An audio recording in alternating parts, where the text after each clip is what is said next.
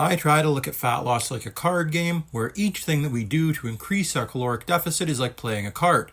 So hopefully we know that we need to be in a caloric deficit to lose fat, which means eating less calories than we burn over time.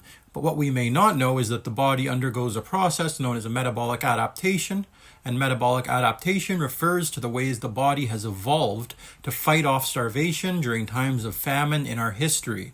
So this includes the reduction of NEAT, which is non-exercise activity thermogenesis, which is just a fancy way of saying the amount of movement we perform subconsciously decreases.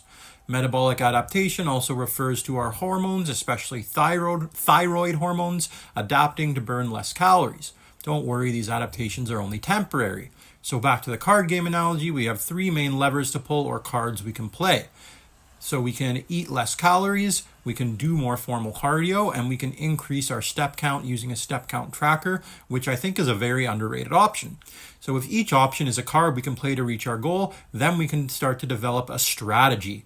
We can play each card more than once, but don't forget, each time we play the same card during the same diet, we get less benefit and pay more cost. Focus on reaching your goal with the least amount of cards played, saving cards for fat loss plateaus. If we were to just play all of our cards early on, then when the inevitable fat loss plateau arrives, all we'd have to play is cards we've already used, which will give us less benefit and incur more cost.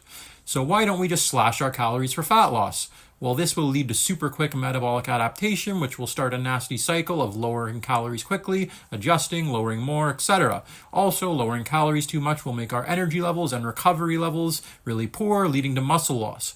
The third reason I don't like slashing calories is rarely discussed: hunger signalings and intense cravings.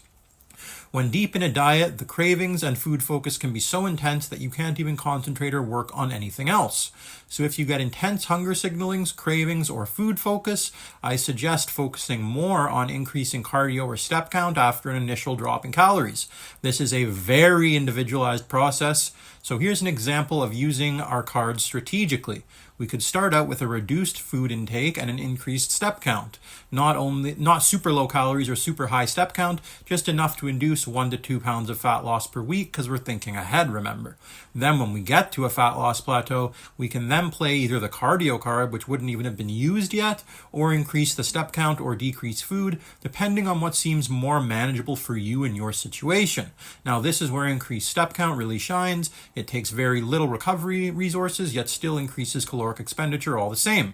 So as you can see, there are many ways to induce fat loss, but it is a very individual process, and it's all about finding out what works for you in your fat loss journey based on your experiences and preferences.